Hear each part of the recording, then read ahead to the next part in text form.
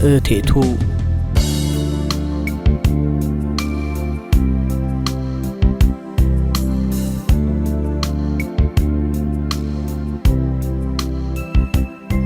ደራሲ ዮሴፍ ዳሪዮስ፣ ተራኪ ንጉሡ በሪሁንና በፍቅር ግዛቸው።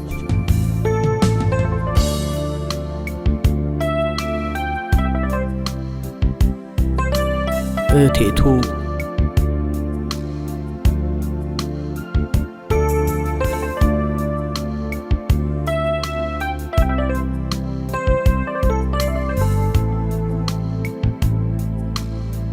ወይዘሮ አስረበብ እልል ተብሎ ከተዳሩበት የጋብቻ ቀናቸው በ3 ዓመቱ ወንድ ልጅ ከነቃጭሉ ዱብ አደረጉ።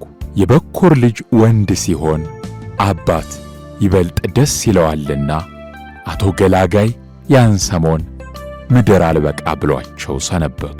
በስተርጅና ያቆሙት ጎጆአቸውን በሐሴት እንደሚያጥለቀልቀው የሽምግልና ምርኩዝ እንደሚሆናቸው ተማምነው ነው።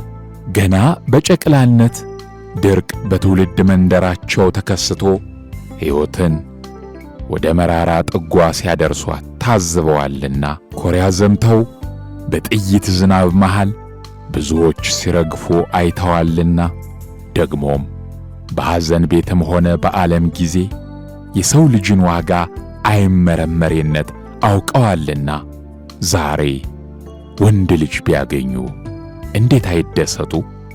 በወጣትነታቸው ሞክረው በጎልማስነት ሽተው ያጡትን የዘር መተካት ሕልም ዕድሜያቸው አመሻሽ ላይ ሲያገኙት ለምን አይቦርቁ? እናትየው ወይዘሮ አስረበብም ቢሆኑ ደስታቸው ከልክ በላይ ነበር።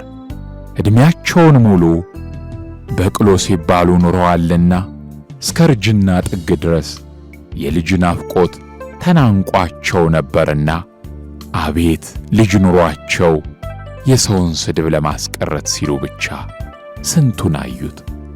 ስለታቸው ከመብዛቱ የተነሳ ለስንት ታቦት እንደተሳሉ በቅጡ አያውቁትም። መድኃኒት አዋቂ ነው ተብሎ የተነገራቸው ሰው ጋር ሁሉ በነጠላቸው ተከልለው ለምነዋል። ለመጨረሻ ጊዜ ልሞክር ብለው ከጎረቤታቸው እትዬ አልታዬ ጋር አንድ ጠንቋይ ቤት መሸጉ።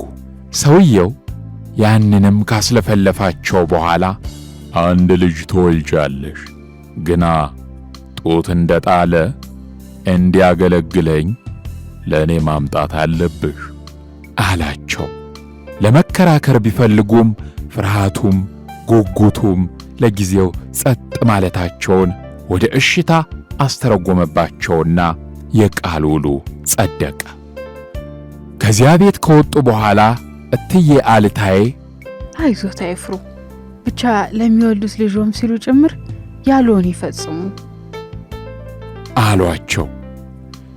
ለእትዬ አስረበብ ይህ ንግግር ከማረጋጋት ይልቅ ይብሱኑ አስፈሪ ሆነባቸው። እኒህ ርጉማን የሰይጣን ቁርጥራጭ አካላት በሰው ችግር እየገቡ የማይታይን ችግር የፈቱ አስመስለው እነሱ የሚታይ ጭንቅ እንደሚፈጥሩ ገና ማወቃቸው ነበርና የራሳቸውንም ሆነ የሌሎች ችግር ወደ እንዲህ አይነት አስመሳዮች የመራቸው የዋሆችን አስበው ተሳቀቁ። ላልወለዱት ልጃቸው ነገም ፈሩ። ያኔ ሕፃኑ አዱኛ ተከታይ ወንድምም ሆነ እህት ለማግኘት ባይታደልም የእናት አባት ፍቅር ግን እስከ ጥጉ ተንበሽብሿል። ፍጹም ጤነኛና ሳቂታ ልጅ ወጣው። ትንሽ ከፍ ብሎ መዳህ ሲጀምርማ ለመሳም እንኳን የሚያሳሳ ጠይም ድንቡሽቡሽ ሆነ። ወይዘሮ አስረበብ ልጃቸው አንድ ለየት ያለ ነገር ባደረገ ቁጥር እንዲህ ዘግይቶ ተወልዶም ቢሆን የሰጣቸው ደስታ እያሰቡ ቤቱን በሳቅ ሊሞሉ ይጀምሩና አፍታም ሳይቆዩ ድንገት ያጭንቅ ቀን ትዝ ብሏቸው ይሳቀቃሉ። ከዚያማ በቃ አይወራ፣ እንዲያችሁ ሲባትቱ መዋል ነው። ይህን ጭንቀታቸውን የወለደ ካልሆነ ማን ይረዳዋል? ከመውለድም አንድ የወለደ ያውም በስተርጅና። እኛ እትዬ አልታዬ የተባሉ ጉድ ደግሞ ሌት ተቀን እንዴት አሰቡ አንቱ እያሉ ያልረሱትን ማስታወስ ሥራቸው አድርገውታል። እትዬ አስረበብ ጭንቀታቸው ጨመረ። እንዲህ በስተርጅና በሳሳ ወዴ የተሸከምኩትን ስንቱን ስድብ ስችል በኖረ ትከሻ ያዘልኩትን ልጄ እንዴት አሳልፌ ልስጥ? ደሞም እኛ ነገረ ሰሪ አንዳች ነገር ቢያደርጉብኝስ? ልስጥ ካልኩኝስ ለአባትየው ምን ብዬ ልነግራቸው ነው? እንዲህ በአብራክ ክፋያቸው የተደሰቱትን ሰው ምን ብዬ ካይናቸው ላርቅባቸው? ወስጄ ብሰጠውስ የት ሄደላለሁ? አልሰጥም ብዬ ደግሞ ያረመኔ ቢገልብኝስ? ያ የፈራሁት መሳቀቅ ሊመለስ አይደለም? ይህንና ሌላም መልሱን የማያውቁትን ጥያቄ ለራሳቸው ሲጠይቁ ይቆዩና በራስጌያቸው ላይ ወዳለው የሕፃኑ ኢየሱስ ምስል ዘወር ብለው ምነው ዝም አልክ ጌታዬ? አንድ ልጅ ሰጥተህ ምነው የእልፍ ጭንቅ የላክብኝ? ተው ጌታዬ ተው ይሉትና ደግሞ ወደ እናቱ ድንግል ማርያም ምስል ዘወር ብለው እንደ አራስ እንኳን ማርያም ማረችሽ ተብዬ በስምሽ ተመርቄ ሳልጠግብ ምነው ብለሽ እናቴ አንድ ወልደሽ የለም? ታዲያ ምነው የአንድን ነገር እያወቅሽ ይህንን ሰውዬሽን ብትገላግኝ ይላሉ። መልሰው ደግሞ ጌታ ኢየሱስን ሰውዬ ማለታቸው ሲታሰባቸው ድንገት እርሱ ደርሶ ወይ መላእክቱን ልኮ በሰይፍ የሚቆራረጣቸው ያህል ይበረግጉና ወደ መሬት ራሳቸውን እየደፉ አብስ ገበርኩ ይቅር በለኝ ጌታዬ ይላሉ። እንዲህ እየተሳቀቁ ነበር 2 ዓመት እንደምንም የገፉት።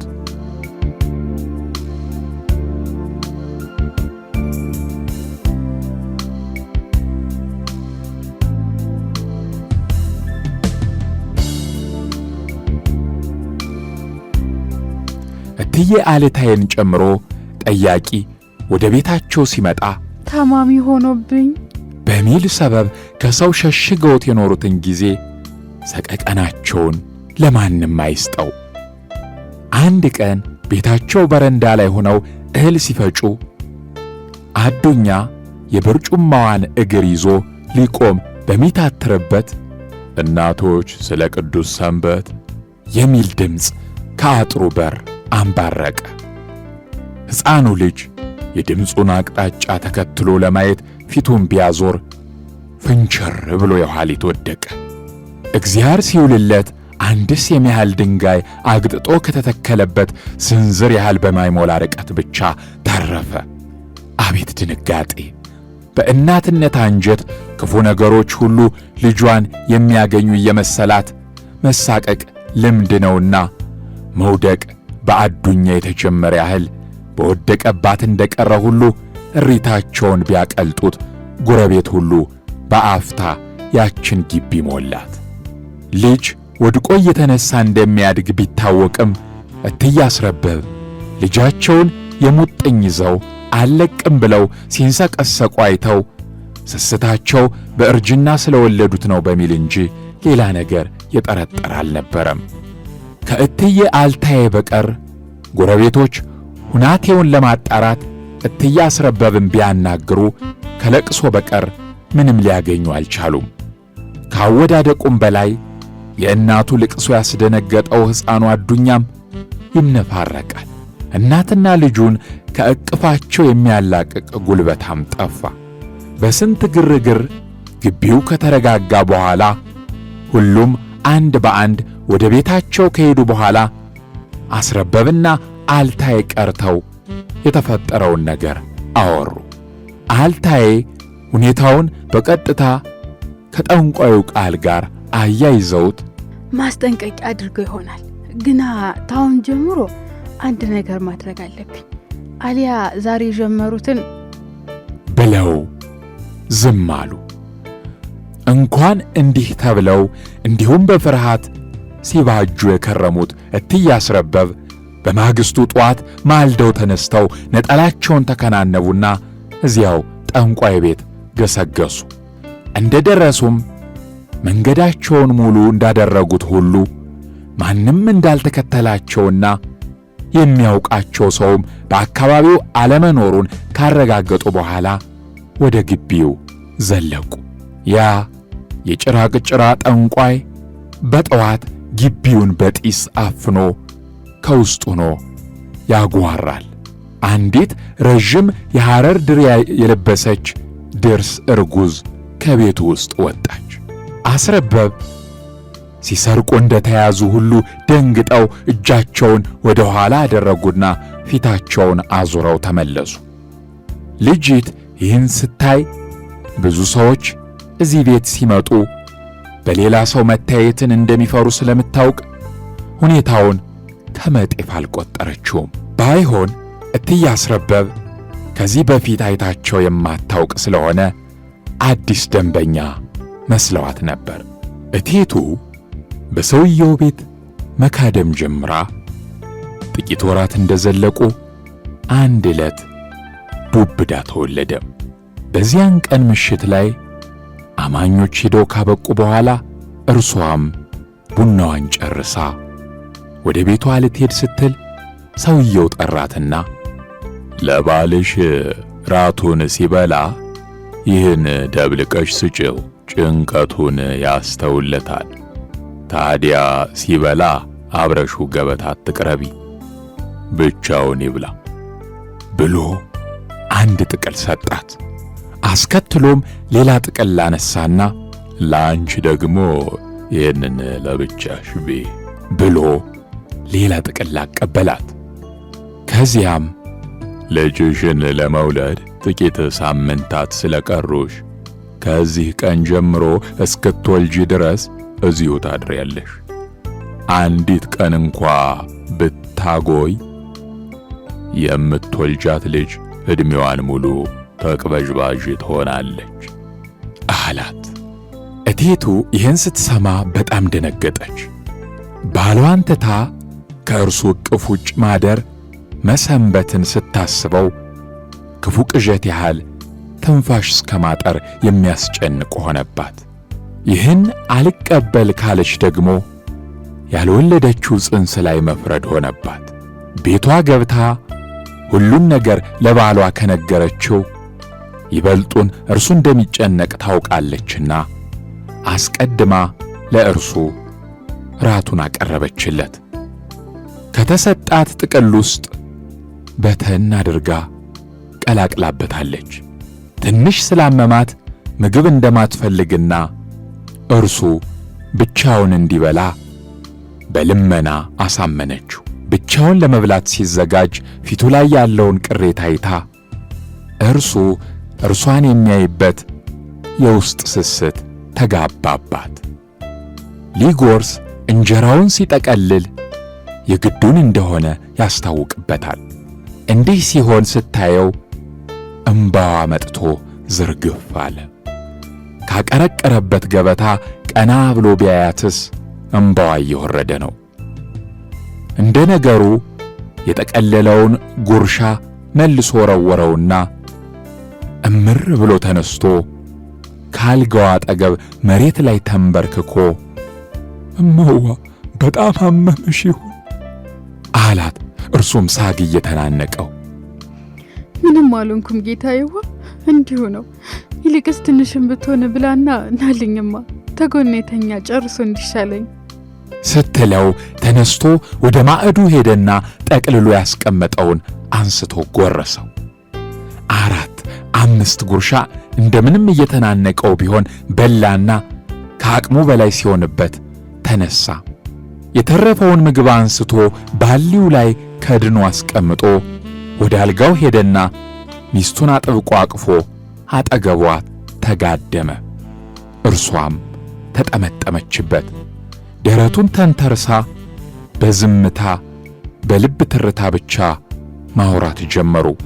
ሌሊቱ ሲጋመስ ሸለብ ካደረጋት እንቅልፍ ስትገላበጥ የባሏ ደረት እሳት ሆኖ ግሎ ሰውነቱን ላብ አጥቦት ሲጨነቅ ሲጠበብ አየችው። እርሱም እርሷን ሲያይና ተጨንቃ የምታደርገውን አጥታ ብታወራው ብታለቅስ ቃል መናገር አቅቶት እንባው ብቻ መውረድ ጀመረ። በዚያ ሌሊት ምን እንደምታደርግ ግራ ገባት። ወዲያ ብትል ወዲህ ምንም ለውጥ አላመጣላት። ብታወራው አይናገር፣ እንዲሁ ብቻ ማቃሰትና ደረቱን ይዞ ዓይኑን ማንከራተት ብቻ ሆነ። የደረቱ ትኩሳት ደግሞ እንደ ተቀጣጠለ ከሰል አትጠጉኝ ይላል። እንዲችው ሆኖ ሲሰቃይ ከቆየ በኋላ ሊነጋጋ ሲል እንቅልፍ ጣለው። እርሷ በተራዋ ምን ሆኖ እንዲህ የሚያጣድፍ ሕመም እንደወደቀበት ማንሰላሰል ይዛ እንቅልፍ ነሳት።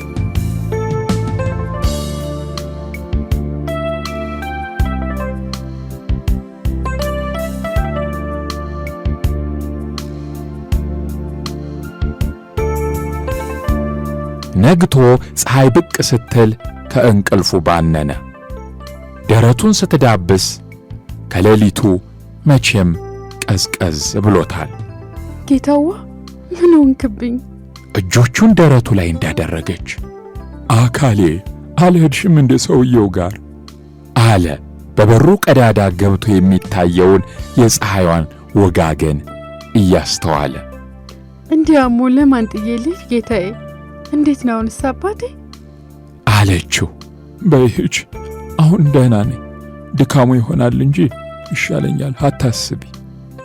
የሚመጣ ካለም ከእርሱ ደህንነት እንደማይበልጥባት አምናለችና አልሄድም እኔ የቀረ ይቅር አለችው። በስንት ልምምጥ እንድትሄድ አግባባትና ልቧን ቅር እያለው ተነስታ ሄደች። የአመናጢ ግቢ ስትደርስ ከመቼውም ጊዜ በላይ ለእርሱ ጥላቻ እየተሰማት ነበር። ወደ ውስጥ ገብታ ባለቤቷ በመታመሙ የአዳር ትዕዛዙን ለዛሬ እንደማትችል እስኪሻለው ድረስም እንዲጠብቅ ነገረችው። አልተከራከረም። እሺ ግድ የለም እንግዶቼ እስኪገቡ ብቻ ቆይና ትሄጃለሽ አላት። እንደ ሐሳቧ ቢሆን ወዲያውኑ ወደ ባሏ መመለስ ብትፈልግም ያላትን ያህል መቆየቱ በዚሁ መስማማቱ ይሻላታልና እስከዚያው ብላ ትታው ወጥታ የቤቱን በራፍ መጠራረግ ጀመረች። ያኔ ነበር ሲያዩዋት በድንጋጤ ወደ ኋላቸው ከተመለሱት አሮጊት ጋር የተፋጠጠችው። ወይዘሮ አስረበብ ከዚያ ግቢ ከወጡ በኋላ ቀጥታ ወደ ቤተ ክርስቲያን አቀኑ። ከመድኃኔ ዓለም ደብር እንደ ደረሱም ተንበርክከው ጌታዬ ይቅር በለኝ፣ መቼም ኃጢአት መሆኑ ጠፍቶኝ ሳይሆን ያመናጢ በስተርጅና የምጦቅ ያሳየኝን አንድ ልጄን አዱኛዬን ገለታ ታስገቢልኝ ቢለኝ ልዘን ብታደገው ብዬ ነው። የልቤን ታውቃለህ። ለዚህም ይሆናል የዚህን ሰው ነፍስ ከማጥፋት በፊት ልጅቱ ጋር ያፋጠጥከኝ። አንተ ታውቃለህ፣ ይቅር በለኝ እያሉ ለረጅም ሰዓታት በተንበረከኩበት እየጸለዩ ቆይተው ወደ ቤታቸው ሄዱ። ወደ ጓዳቸው ገብተው ጠዋት ሲወጡ በመቀነታቸው ደብቀውት የነበረውን ቢላዋ አውጥተው ከነበረበት አስቀመጡት። በማግስቱ ጠዋት የግቢያቸው በር ሲቆረቆር ተነስተው ቢከፍቱ ትያልታየ ፊታቸው አመድ ለብሶ በአንድ እጃቸው ወገባቸውን ይዘው በሌላኛው የግቢውን ቆርቆሮ አጥር ተደግፈው ቁና ቁና እየተነፈሱ አዩአቸው። ምን ነው አሉ አስረበብ ድንጋጤው ተጋብቶባቸው በሁለት እጆቻቸው ራሳቸውን እንደያዙ በር ላይ የቆሙት አልታየ ጉድ ነው፣ አረ ጉድ ጉድ ጉድ አሉ። ምን ሆነዋል? አረ ጉድ ነው፣ ታሪክ ነው እንጂ ቱ ቱ ቱ እትዬ አልታየ ምራቃቸውን እንትፍ እያሉ አናታቸውን ይዘው አስረበብን ገፋ አድርገው ወደ ግቢው ገቡና በረንዳ ላይ ካለችው በርጩማ ላይ የመዘርፈጥ ያህል ተቀመጡ። አስረበብ በገዛ ግቢያቸው እንግዳ ሆነው ከኋላ እየተከተሉ አጠገባቸው ደረሱና ኧረ ምን ሆነዋል አልታየ? እስቲ ንገሩኝ፣ ምን ሆነዋል? ልጅ ወደኔ አይደለም ወይ? አሉ። ልጆችስ ደህና ናቸው? በጠዋት የውልሽ እንግዲህ ጉድ ተወለደ እኮ የምንድን ነው? አልታዬ ለአፍታ መርበትበታቸውን ቆም አደረጉና ቀና ብለው ዓይናቸውን እንዳፈጠጡ አስረበብን አዩና ሰውየው ሞቱ ብለው እጆቻቸውን ከራሳቸው አውርደው ጭናቸው ላይ አሳረፉና በጭንቀት ተነፈሱ። ሰውየው የሚለው ቃል ማንን እንደሚወክል ያወቁት አስረበብ ድንጋጤው ጉሮሮአቸውን እያደረቀው ድንገት እረግ የሚል ቃል ብቻ ወጡ። ከዚያም አንዳች ተወርውሮበት ራሱን ለማዳን ዝቅ እንደሚል ሰው ጭንቅላታቸውን እየቀበሩ ምን ሆኖ ሞቱ አንቱ አሉ። ይህ ጥያቄ እንደሚመጣ ሲጠብቁ የነበር የሚመስሉት እትዬ አልታየ ከአፋቸው ተቀብለው እሳት አሉና ያንኑ ቃል በለሆሳስ ይደጋግሙት ገቡ። ትላንት ሊያደርጉ ያሰቡት ነገር የታወሳቸው አስረበብ ድንገት ምን ተፈጠረ ብለው ትክዝ አሉ። አንዲት እርጉዝ ናት አሉ ቤቱን ያቃጠለችው ራሷ ናት አሉ ለፖሊስ እጇን የሰጠኝ። አስረበብ ያዩዋትን ልጅ አስታወሱ። የሰውየው ሚስት ወይም አንዷ ደጅ ጠኝ መስላቸው ነበር። እርሳቸው ሊያጠፉት የሄዱት ነፍስ እርሷን በማየታቸው ሐሳባቸውን ቀይረው ወደ ቤታቸው ቢመለሱ በማግስቱ እርሷ ያንን ነፍስ የማጥፋቷ ክስተት ደነቃቸው። ምን አድርገዋት ይሆን አሉ አስረበብ ወሬውን ለማጥራት።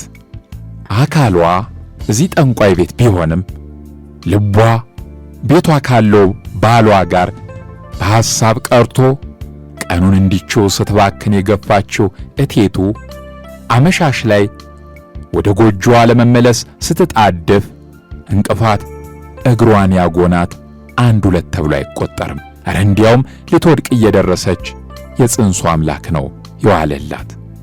ቤቷ ደርሳ በር ስትከፍት ግን እንቅፋት እንኳ ሳይነካት ተንገድግዳ ቁጭ አለች።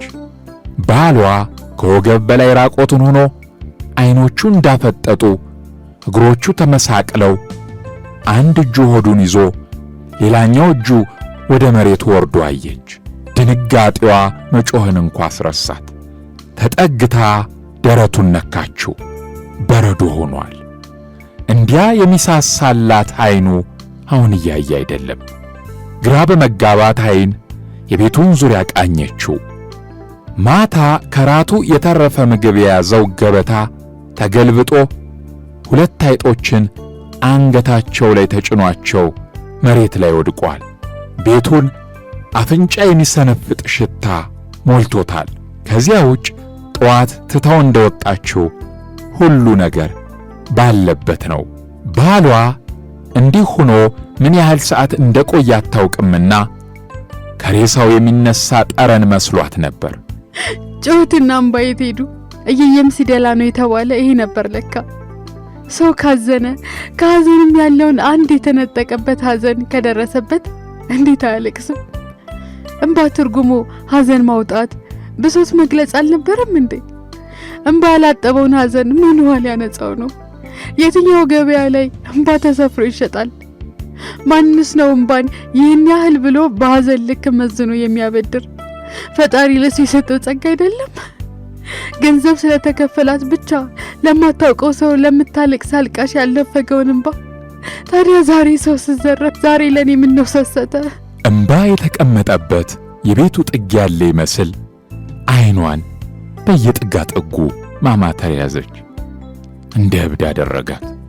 በደመ ነፍስ ባሏ አጠገብ ቁጭ ብላ እጇን ተደፍቶ ወደ ወደቀው ገበታ ዘረጋችና አነሳችው። ምግቡ ተደፍቷል። ሁለቱ አይጦች ሞተዋል። ሽታውም አይጣል ነው። አሁን አንዳች ነገር እንዳስታወሰች ሁሉ ተስፈንጥራ ተነሳችና እንጀራውን አንስታ ብታሸተው ሰውነት የሚነዝር ጠረን አፍንጫዋን ሰነፈጠው። ይህን ጊዜ ሰውየው ለባሏ እንድትሰጥ የሰጣት መድኃኒት ትዝ አላት። ካስቀመጠችበት ቦታ አወጣችውና ወደ አፍንጫዋ ስታስጠጋው ተመሳሳይ ሽታ እንደሆነ አስተዋለች። መጮህ አማራት። ግን ጉሮሮዋ ድምፅ ማውጣት እንዳቆመ ሁሉ የተከደነ ያህል አንደበቷ አልላቀቅ አላት። ጨልሟል። ጅቦችም እየጮኹ ናቸው። አስክሬኑን አስተካክላ ዓይኖቹን በእጆቿ ልትከድን ጎንበስ ብትል እኒያ የሚሳሱላት የሚጠበቡላት አቅፏትና አቅፈው እንኳ አንዳች ነገር የሚነጥቀው ያህል የሚባባላት ሰው ዓይኖች ለመጨረሻ ጊዜ ሲዘጉ እምባዋ ያለ እርሷ ፈቃድ መውረድ ጀመረ። እየተንሰቀሰቀች አስክሬኑን በጋቢ ጠቀለለችው። ለመጨረሻ ጊዜ እግሮቹን ስማ ተሰናበተችውና አነስተኛ ጀሪካን ይዛ በዚያ ደረቅ ሌሊት ቤቷን ጥላ ወጣች። በመንገዷ ላይ የባሏ ዓይኖች የዚያ የሰይጣን ተላላኪ ባለውቃቢ ነይ ባይ መልክ፣ ገበታው፣ አይጦቹ፣ መርዙ እኒህ ሁሉ በተራ በተራ ይታዩአት ነበር። የአጥሩን በር ከፍታ ገባች። ቤቱ ጨልሟል። ጀሪካኑ ውስጥ ያለውን ፈሳሽ በቤቱ ዙሪያ እየተዘዋወረች ደፋችው። ክብሪት ከጉያዋ ወጣችና ልትለኩስ ብላ መልሳ ተወችው። የቤቱን በር ከፈተችና ልትገባ ካለች በኋላ እንደገና መለስ ብላ ጀሪካኑ ውስጥ የቀረውን ፈሳሽ ወደ ውስጥ አርከፍክፋ ጀሪካኑንም ወደ ውስጥ ወረወረችው።